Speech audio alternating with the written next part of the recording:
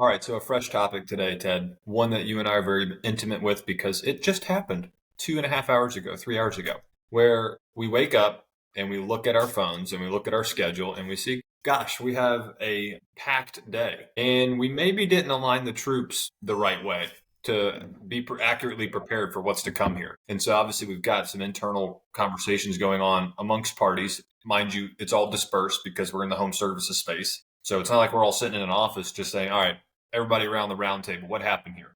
We've got this guy with his own opinion chiming in over text or video, this guy doing the same thing. So a lot of voices kind of collaborating, some finger pointing going on, obviously a little bit of tension. So the topic today is, what do you do? How do you handle when your schedule goes south, when you yourself as the business owner and or your teams just didn't accurately prepare for a schedule? With some context of the business that we're in hinges greatly on keeping the schedule accurate and avoiding almost at all costs having to push jobs completely to a new day, but even push jobs to different time slots in the day. Customers expect, I mean, just think about you as a homeowner. When you schedule something, you've planned for somebody to be here between 10 and 12. And then they hit you up and like, hey, I'm not going to get there till like 6 p.m. tonight. It completely throws you off. So we're battling that as well. What are your initial thoughts on, how you handle personnel, how you handle customers when your schedule seems to be in a tizzy with, you prefer it to be that way than you wake up and you have zero jobs in the books? Yeah, it's a great topic because this is not exclusive to junk removal. As you know, any business is going to have these kind of issues, especially in the home services space. So you may have industries that are much more scheduled and regimented, such as pest control or lawn care, where these guys for the most part they're here for an hour, they leave, go to the next job, it's an hour, next job 30 minutes. So it's easy to manage those kind of schedules, easier, I should say. But they're still going to have issues. They're going to blow out a tire. They're going to have a piece of equipment just not work. They're going to have the homeowner be upset about something. And so they've got to be able to adjust accordingly as well.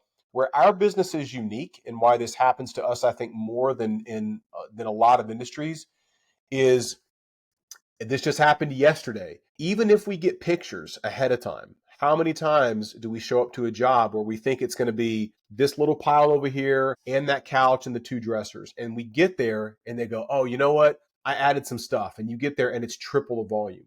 Well, that really impacts us because that job that we went in there prepared to spend 15 to 20 minutes on is now going to be an hour and a half. And now that backs us up, especially if you only have a couple trucks on the road or maybe even just one. Now you're backed up. And that's exactly what we had today. We had 4 trucks on the road, and yet we had a triple booking. We had another double booking between different hours. And so now we're scrambling. How do we fix this? So I'll use that as a case study for us and how we handle that. So the first thing is to look at the locations and go, who's nearby, who can handle those different jobs, and to try to figure out which crew is available to do those jobs. And if you realize, like we did this morning, we're going to have a gap.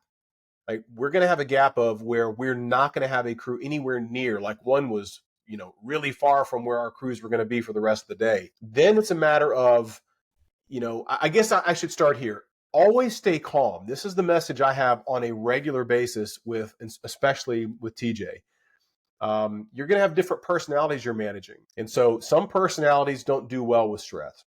Some of them get a little bit too stressed out and they start to almost panic. Like, what do I do? Because I'm not going to make that 2-hour window. And I always am like, son, first of all, just calm down. Like, don't panic. If you get stressed out, that's not good for your partner, whoever's with you that day. It's not good for them. Certainly not good for the customer. You don't want to call that customer and sound panicked because you can hear it in their voice when someone is a little bit nervous and panicked. And then third, it's not good for the broader team, for all of us involved. We don't want to know that you're panicked and freaking out because you're going to be late to a job. Be calm, come up with a game plan, execute the plan. That's what you can do. So when the schedule goes south, and it's going to at times, even despite your best efforts, Davis, no matter how much we plan, we see this, no matter how well you plan, it's hard to get upset with the guys when they show up to a job and they've done everything right so far, but they get to a job like yesterday and the job is triple the volume than what we expected, even though we had pictures. So now what do? Well, you do the best you can. If that means one of your guys is willing to work a little bit of overtime and hop on a truck and do that job like what James was willing to do yesterday by himself, that's huge. What if James wasn't available? What can you do? Again, you stay calm and you pitch to the customer, hey, listen. And I'm always a fan of total transparency because I love when people are just straight up with me. If someone calls me and says, hey, listen, I know we're supposed to be there between this time slot, between 9 and 11 or between 4 to 6 today, but we've had a truck go down. It's in the shop. We're on a skeleton crew, whatever that thing is. I like that kind of openness because it makes it real. Now I can understand, hey, listen, this guy's not just goofing off. They're down a truck. They don't have an extra crew member. So I think just being transparent with the customer is one good place to start. And then suggesting, like my dad would always say, don't come to me with problems unless you have a solution. So I think when you go to the customer and say, hey, listen, here's what's going on, but here's the solution. We can be there tomorrow between 9 and 11. Does that work for you? Now, if the customer's insistent that it doesn't work, here's where it gets tricky in our industry. And for us in particular, who claim we have outrageous customer service. That may mean we have to get uncomfortable. That may mean we have to figure it out. If that means we're working late, and it's crazy to think that with 5 trucks available, we may have to go and rent a truck for that one job. But we would do it, and we have done it in the past to make sure the customer is happy because that bad review is unacceptable if we can do anything about it. There's nothing we can do if the customer doesn't contact us before the complaint and just leave us a 1-star review or even a 4-star. But if we hear from them ahead of time, if we know what's going on, we're going to do everything we can. And I think as a business owner, that's what you have to decide is what is acceptable to you? Is it acceptable to have an upset customer if you could have changed that in any way? For us, the answer is no, it's not acceptable. If there's anything more that we can do, we're going to do it. So just to recap, number 1, stay calm. Get with your guys, talk to the customer, be transparent about what your issues are, and come up with a game plan. Now, having said all that, Davis, I don't want to make it seem like we are above reproach here and that we're not ever at fault here, because one thing that we have recognized, especially recently, that we can do a better job of as a company. So always do that self-inventory as a business. Where can you improve? Well, we recognize that we could do a better job with our guys, making sure the manager and our trucks, whatever that looks like for that day, they're meeting up at the same time every morning, even though the plan was drawn out the night before and it's public. They're putting it out on the main threads for everyone to see. But how about we regroup in the morning with that same crew or whoever's going to be on the road and do a quick, as you would say, a quick powwow. Hey guys, let's just make sure that we're all on the same page. In the military, they call that the plan of the day. Same thing here. Okay, TJ, your crew is over here doing this job, and this job. James, your crew is over here doing this job and this job. Raekwon, you're over here doing this one. Until you're done and we get more jobs come in, you're going to do some prospecting. That's what I think we've recognized we can do an even better job of. And some would say that's overkill. Well, like we've said, we know the big boys do that. And that's what we always want to look at is we want to look at our business and go, are we doing the same things or better than what the guys are that we're chasing? Whatever those brands are that you're chasing, if they're doing some of those things, there's probably a reason for it. There's probably a reason why they're doing 100 million a year or $1 billion plus a year, whatever that industry is that you're in. So I think taking all that into account, that's how you want to make sure that if your day does go south, have you checked every other box? Yeah, I agree. You started to go down a more tactical path, and then you backed up and said, start with the guys, which was going to be my thing of start with the morale. Because again, we're not sitting around a round table where you can see people and their emotions and be like, look, man, I know I dropped the ball there or whatever, right? You just immediately start to get finger pointing, just natural human interaction. And that's tough to deal with when it's electronic communication. We communicate over WhatsApp. So like text messages and videos, a lot of it gets lost in translation. And it's just not the time or place for it, especially in those moments. And this is where I think moments just in the business and the regular day-to-day, after hours, weekends, where you can make sure people understand that you care about them more than just the employee that they are for you in the company. Like you care about their family, how they're doing, like setting the ground work, in those conversations helps when these things pop up of like, hey guys, we all love each other. We're all friends. Somebody dropped the ball here. Multiple people maybe dropped the ball, but it's neither here nor there. Like we'll figure that out later. We'll correct some things, some processes. We'll figure out how to mitigate that in the future, but we're here now. What are we doing to move forward through today to successfully get this stuff worked out? And not just for the customers so that they have a good experience, but also so that you guys don't have a crappy day. Like we could all go through this day and have a really crappy day because we all didn't just get on the same page and get over it quickly and move on. So that's what I would start with is just the team morale. Like put out a message, say, hey, this is it. we're going to fix it. The two other things that I think they're kind of tied in together, but like again, outside of when you get in these scenarios, what we're doing as business owners, I think it's important, especially in this space. But it's probably true for every industry. Hire the right people. Make sure your personnel is conducive to the business you're in. Even in home services with different types of service offerings, there's a lot of differences between each one, right? Like in painting, if you get a painting job, the homeowner may not care too much that you showed up at 10 a.m. to start the job instead of 9 a.m. when the job's going to take a week. As long as you get it done in the week that you said you're going to get it done, and it's a good job and the price is what you said it was going to be, they're not going to remember that on Monday you showed up at 10 instead of 9, but you finished by Friday. In our industry, they're going to remember that you did not show up at 9 and instead you showed up at 3 later that day. You showed up the same day, you just showed up way outside the window. It's just the nature of our business. So what I would say is that it comes down to us as the business owners to make sure we have the right personnel, and we can do all the training that we want.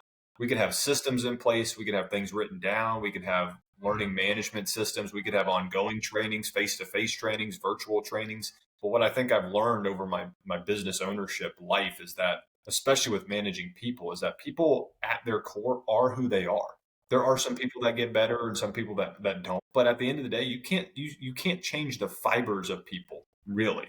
You either are a salesman or you're not. You either are a maniacal operations guy or you're not, right? Like you are who you are. And so I think it's on us to make sure that when we make personnel adjustments or put people in certain positions to succeed or fail, that's on us. When we go to market to hire the next person, we need to make sure that they pay attention to detail. They're detail oriented. They, are grown-ups, for lack of a better way to put it. Like, you don't need somebody to get you out of bed in the morning. You don't need somebody to tell you that your day starts at 7 a.m. Don't be late. We don't need somebody to tell you that you should look at a schedule and not just look at the schedule on the surface, but drill into each job and see what the jobs are. This is a labor only job that needs us for 3 hours out in Belmont, and there's 3 guys that need to be on it. That changes things. This job over here is just a desk out in Maiden. One person can do it because it's in the garage. So those are the things that I would say. Start with morale, make sure you level set, and just make sure, hey guys, this is going to happen. We're here now. Let's figure out a solution. But part 2 of that comes back on you and me, making sure we have the right personnel operating this business with us, and make sure those guys and gals are detail oriented. They really care about the details and they take ownership. What a common theme that we've had over however long we've had here recently is just take ownership and be proactive. Well, we clearly have some people here that it's just not in their being to be proactive, at least not proactive to the degree that their manager is saying be proactive. Like, they may look at a schedule every so often, but it's not consistent. And it's not like they drill into the details to really understand the schedule. They look at it and say, oh, I've got 10 jobs. That sounds like a lot. Probably going to miss some, right? I proactively looked at the schedule. But did you look at it and then, to your point, come up with solutions? Or did you just look at it? And some of that stuff, again, you just can't teach. Yep. It's like in sports, they say you can't teach effort. You can teach the X's and O's. You can't teach the effort. You either show up and you're ready to go, and that's just who you are and your fiber, or you're not. But they can teach you how to, cut and set a pick and run a play and blah, blah, blah. But there's some LeBron Jameses and there's some, JJ Redicks. But those 2 guys are not equal. And you got to know, as the coach and the GM of that team, you got to know the difference. And you got to know if they belong on the same team. So just not to bring a sports analogy in and go that route, but I think those are the key things that I would mention in terms of like just how to deal with these scenarios. One, you just want to mitigate it as much as you can. You don't want them to pop up as much as they oftentimes do in junk removal. But part 2, how you handle it in the moment, I think is key. I think you brought up such a great point, though, about morale and culture, because that's absolutely true. I've said this, I'm sure, several times now over the course of us doing these episodes of John Maxwell. One of my favorite quotes is, people perform better under the spirit of praise than criticism. And I know some people hear that and they kind of cringe, or they go, man, that's child stuff. Like, if you're dealing with grown men, you should be able to just blast them. Well, my question is, do you like getting blasted? Right. And I get it, because I used to be more that way. I used to be more aggressive with my employees. We're going back 25 years, but I started reading more of those kind of books, the John Maxwells of the world. And I started realizing, he's right. I don't want to be talked to that way. So why am I talking to someone else that way? And I think when you apply that across the board, you start to see the benefits of that. And I think it's evidenced by the fact that we have virtually 0 turnover in 6.5 years. We have, mostly we have the same crew and our guys want to be here. It doesn't mean we don't have bad days, us and them. But you're right. That is a great point, Davis, because if you have a schedule that goes south and you're of the ilk that you're going to call your guys and blast them, whether it's the person that made the mistake or just the group as a whole, if you're just putting a message out or you're calling each person and just tearing into them, think of the effect that has, though. So now they're going to be crapped out. They're questioning their life choices. They're questioning should they even be here. They're questioning who they are as a person. Their value is now down in the toilet. And now they've affected their coworker. They're most likely going to affect their performance when they get on the job because now they show up in a bad mood or upset, even if they try to hide it. Right? And that's not the mindset you want them to be in. It doesn't mean that you don't critique. It doesn't mean someone didn't screw up and you can address that. But you want to do it in a way that doesn't just blast that person or blast the group because, again, you don't want that on you. So why do that to others? The best thing you can do is stay calm. Guys, I get it. This is frustrating, but it will be okay. Life goes on. The world's going to keep on turning. Even if we can't make it in that window, most people overwhelmingly understand, especially when you're honest. When you tell them, Davis, I've been to restaurants many times and the service is slow, and I've had the waitress come up and say, man, I'm so sorry for the wait. We are operating on a skeleton crew. Like 3 people called out this morning. And all of a sudden, it changes. If you're a decent person, it changes your perception. You're like, oh, okay, yeah, no, you're fine. You're fine. But if they give you zero context and you don't see your waitress for 15 minutes at a time, you're like, what's going on here? So I think the context does matter. So just make sure that you're developing a culture where your people can be honest with you, with the customer, but where they don't feel like they're going to get blasted if a mistake was made, because despite your best efforts, mistakes are going to be made, whether it's intentional or unintentional, like the reference I used with the job yesterday, where they thought the job was a relatively small job. They get there and it's triple the size. That kind of thing is going to happen. And are you blasting your guys because it's taken longer? Well, why would you? It's not their fault.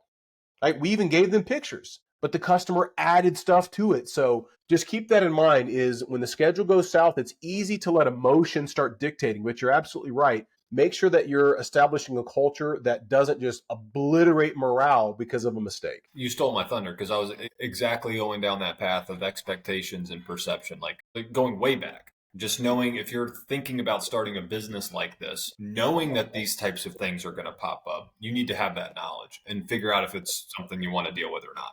Once you're in the business, when it comes to your personnel, the people you bring on, the people that are already here, if you're not clearly communicating, hey guys, these things are going to happen. Like that's the expectation. Like just expect it to happen. We want to try to, again, mitigate it as much as possible. We want to minimize how often it happens, but just know that it's going to happen. And it doesn't have to be this example of like the schedule so crazy that we kind of got in over our head, if you will, with the people we have available today in the trucks and how many jobs we need to do. But other things in the business, like a customer isn't going to answer the phone. Then they're going to call back wondering where we're at. Or you get on the job and you think it's a couch, but it turns out to be an entire garage clean out. Now you're backed up a little bit. Yeah. Or one of your coworkers misquoted a job 5 days ago, and you're the guy now on site trying to do it. And you're like, this isn't going to take an hour. It's going to take all day. The expectation, to your point about being in a restaurant and the service being slow, that's all humans really, really want. You're going to have an outlier or two who's really just a crapped out person that even if you apologize and give them the context as to why something's not going great, they're still going to be pissed. But most of us just want to be communicated with. And so that's, if you work at a company like this, having that expectation of these things are going to happen, that helps when you arrive at those moments to be like, yeah, they told me about this. I knew about this. Here's how we deal with it. And we're going to move on. It's just, and that honestly builds a stronger and better team anyways. If you never have those those roadblocks and things you have to work through, then, you're honestly not growing as a person. You're not growing professionally. So you want those things to happen. That builds, character in the company and in you. So that's what I would end with. So hopefully this was helpful, for folks listening in. It's helpful to talk about it. I think if we all just stayed silent and just let this schedule play out today and see how it went and had some pissed off customers and got some bad reviews and had disgruntled employees, it wouldn't be great at the end of the day. But I think, just being able to talk through these types of things with people is really helpful. So Ted, any parting thoughts? No, we appreciate you tuning in and we look forward to seeing you next time. All right. We'll end it there. Bye. Good.